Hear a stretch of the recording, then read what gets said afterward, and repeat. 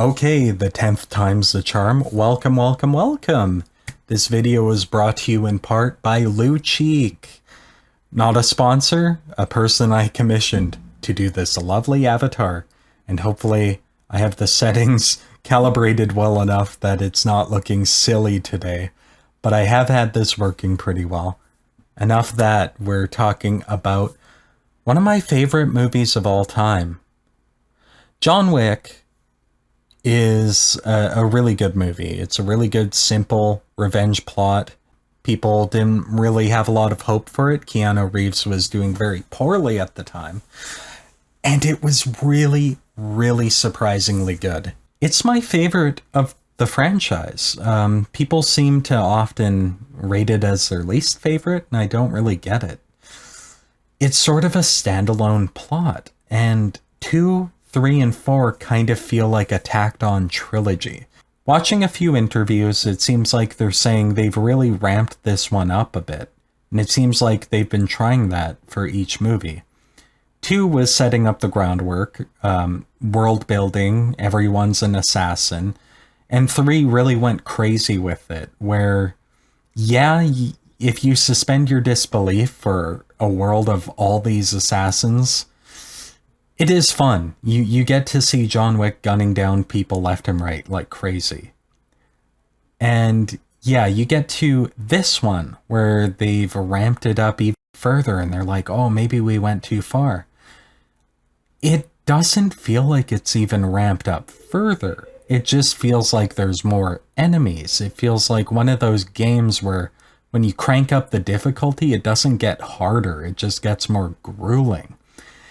Adding more action, a higher body count doesn't actually make it more intense or fast-paced. It actually makes it slower. It feels like more of a slog than any of the John Wicks to date, and that's a real shame. I am going to say that the set designs are incredible. Kind of reminds me of Blade Runner in that sense, where a lot of the characters are sort of dull, sort of one note, but the world is just so immersive. The cinematography is beautiful. The lighting's incredible. It's very interesting and immersive.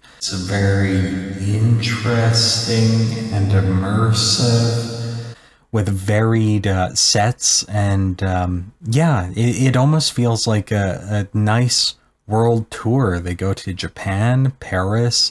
The first 3 movies, the characters shine, the action is front and center, it's a lot of fun, and it's very fast and simple. This one feels cluttered. It feels like, okay, in 3, it felt like there were too many characters. In 4, it feels like there are way too many characters, and it feels like there are way, way too many goons. It feels like a video game more than it does a movie at times. It's kind of crazy. You just have swarms and swarms of enemies. He takes out like 5 armored guys, and then 5 business suit men come in. He takes those out. 5 more armored guys come in. And it almost feels like you're caught in a simulation. Like you're in the Matrix. And then the background characters never act like human beings. It feels like straight up scenes from The Matrix Reloaded, where you have fights on a highway where no one reacts. People drive normally, even though there's a big car accident. There's literally gunfire shooting through moving vehicles. And people don't swerve, they don't speed up, they just keep driving, they mow down goons without batting an eye. And there's even a scene where a guy gets thrown into a vehicle, and then the driver's gone. It's like it was driven by a ghost the whole time. It's bizarre. It's almost like a weird fever dream when you really try to connect with the movie and try to deduce it. It's not very logical, which is a shame, following the first John Wick, which was a highly grounded, highly logical movie. They were counting bullets back then. You would have like 11 shots and then click, click, click. They dropped that entirely by now. I feel like the previous movies got that wrong even. I feel like they got that wrong in 2. But then they sort of lampshade it by giving John a pistol which has a 21 round magazine. So they could just make crap up now. A bulletproof suit that makes you a walking tank. It's stronger than the Halo Mjolnir armor somehow. And it's just, it's gone into full sci-fi. It's gone crazier than Ghost in the Shell. John Wick is riding a dangerous line of like Battle Angel Alita, but it's set in a modern time, but they just have this impossible sci-fi tech and it's weird. And that pulls me out of the movie. And I think that's a main draw for a lot of people, where a lot of people love the sequels and how crazy they get. I liked the grounded nature, and it's a shame we lost that after 1. And I might do a review of 1 at some point. But I do have a funny little story. There is a character named Kane. He's played by Donnie Yen, a martial arts master, I believe, who played Ip Man. Those movies were actually quite entertaining to watch. I'm just going to explain what happened in the movie. There's a scene where he's setting up these detectors so that when the baddies walk by them, he will hear it and he'll be able to fight them. And the thing is, he sets these up. There's a brief moment where he like sits in waiting, and then the screen cut to black. There's a moment of tension. And then, I was like, oh, that's an interesting artistic decision. They cut to black and you get a whole fight sequence with no visuals. And I was like, yeah, because he's blind. And then about a minute later, I noticed people started getting up. A guy got up and started walking down the stairs, and I was like, oh, do these people think it's like a technical error? Do they not get that like the character's blind, so obviously this is an artistic decision, right? It wasn't. I don't think the movie even cuts to black at that point. I think our projector just shut off. It was just a technical error, and it took them like 4 minutes to fix it. So we ended up missing about 2 minutes of the video footage of the film because they didn't rewind it enough. The people didn't want to rewind it the full 5 minutes. They said, just rewind it 2 minutes and we'll go from there. But I was like dying for the rest of the movie, trying to hold in my laughter. And even now recounting this, it's the funniest thing that has ever happened to me in the movie theater. So for that alone, I'm really glad that I watched this movie, because I sort of have a funny little tale to tell till the end of time. The video game logic of this movie is a bit frustrating. It's probably my main gripe. It's probably the thing I'll go on about for the entire review. Background characters are like the Hitman NPCs, in which 5% of them are real and they react to things going on around them, and the rest of them are just like clones that are meant to flavor the scenes. It's almost like they don't even exist. They don't react. You have people getting their brains blown out in a rave club, and yeah, I guess the music's so loud you can't hear them.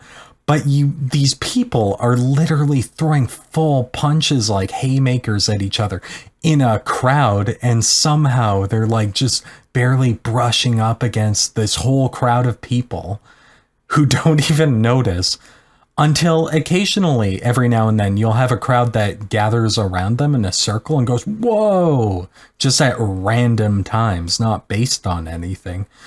A character will punch another character and suddenly, whoa, that's shocking. Not all this blood and guts stuff going around, but no, just that one haymaker really caught people off guard. The only way you could defend it is just by saying it's so preposterous that they'd have to have known how preposterous it was. But they could have just lost the thread between the first movie and the fourth movie. Also, John Wick, Moisty was saying John Wick takes damage from like goons throughout this movie. He does, but he also apparently has video game health regeneration. He's got Master Chief shields. He's got Wolverine healing. Like, there's a scene where he jumps out of the 3rd story of an apartment and lands on the edge of a car. Like, that should be fatal. Like, if you watch that scene, it's insane that he doesn't die there, and he just has a minor limp, and that sort of goes away. He sort of gets over it. He kind of gets whittled down, but he should have been dead a long time ago in this movie, and people can't hit him. He's got a bulletproof vest, but sometimes people straight up even miss that. They shoot point blank beside his face, and he doesn't even dodge it. They just miss. So, yeah, not the greatest in terms of that. Also, inconsistent health on the enemies. It is like a video game. There are times where John shoots a character in the chest and they die from one shot, and he knows it instantly because when people die, I guess they just go like, ugh, they do the death grunt the moment they get a lethal shot. There are other characters completely unarmored who get shot in the chest 7 times, and it's always the last bullet that offs them. And there are characters in full armor, a whole team of characters in like the same full armor, that sometimes one bullet will just pierce right through it and kill them. Other times, nothing will. It'll all bounce off and John has to like beat them to death or like slit their throat at point blank range. It's just very inconsistent with that sort of thing. Whereas the first movie was incredibly grounded. So very disappointing on that front. It does do a lot of different things, though. We have a silly minor villain in the middle of the movie, the rave party guy, who he looks like a Bond villain. He's this giant guy with these golden teeth. He kind of reminded me of Jaws. Very silly. And this scene is tongue-in-cheek, but they have a little poker game where they get one hand and the best hand wins. John gets a dead man's hand. Blind Kung Fu Master gets 4 of a kind. Mr. Nobody. He's this crazy guy with a dog. He's a lot of fun. He gets a royal flush, and the bad guy's like, huh, not bad for a rookie. Not bad for a nobody. But here's my hand.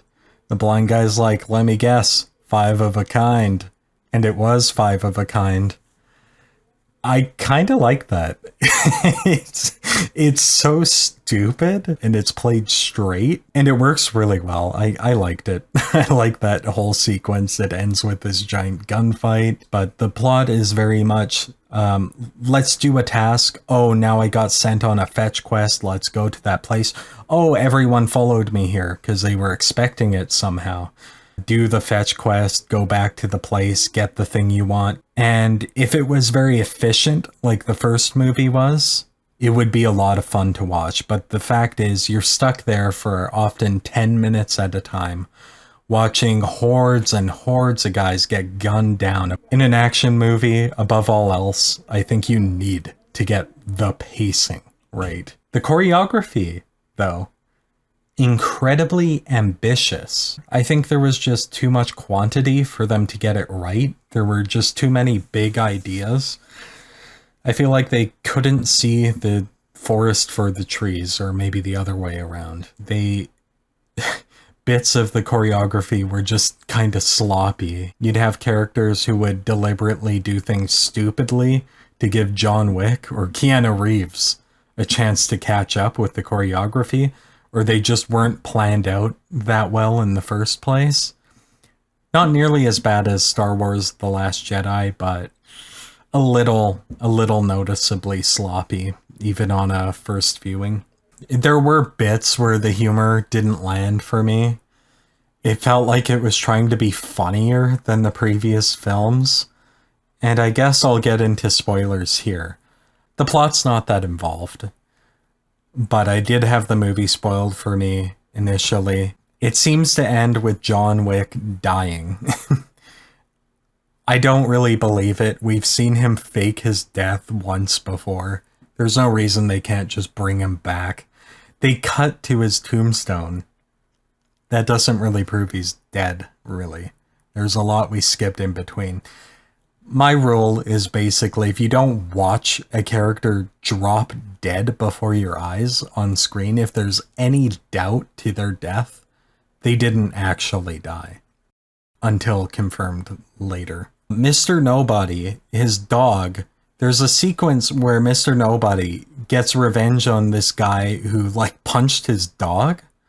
His dog's basically invincible, by the way. He gets struck by, like, a van at high speed and doesn't even walk away with a limp. It's just perfectly fine somehow.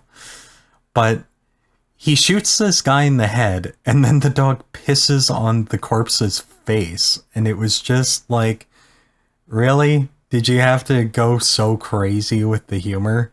Did it really need to go into full satire? Like, I don't know. It got too silly at times, and it sort of pulled me out of the movie for that reason. But it's not the worst thing. I'm nitpicking at this point. I will say that it feels like they're pulling lore out of their asses at this point as well. The high table was a thing that sort of worked better as a mysterious upper force that you don't really know the full grasp of. It sort of works in the same way that John Wick worked in establishing John Wick as a character, where you don't see him kicking ass right away. You just hear about him being scary from other characters. So the movie primes you so that when he does start kicking ass, you're really prepared for it. I thought that was a nice approach. When we get here with the high table, they just sort of lay all their cards out. And not just that. They explain their cards. They explain almost the filmmaking process, the writing process, and what they want you to interpret with every scene, just so you don't miss it, like you don't have eyes or ears.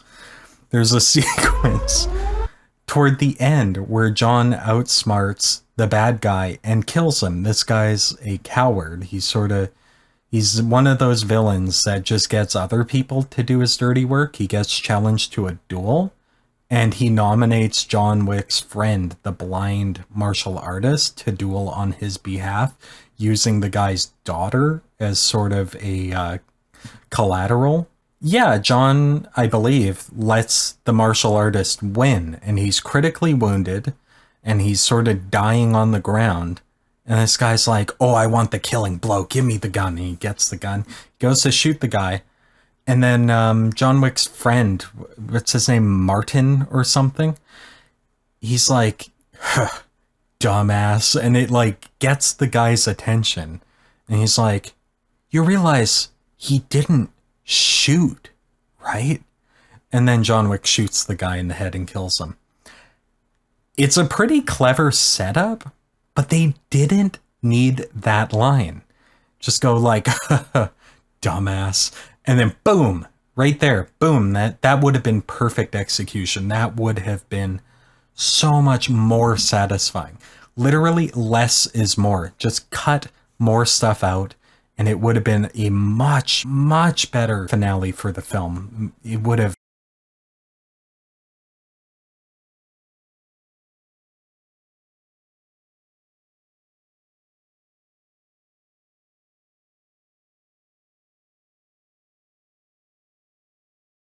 So I'm glad this one came out. I'm glad people are excited to watch movies again, and that the movies are getting fairly interesting again.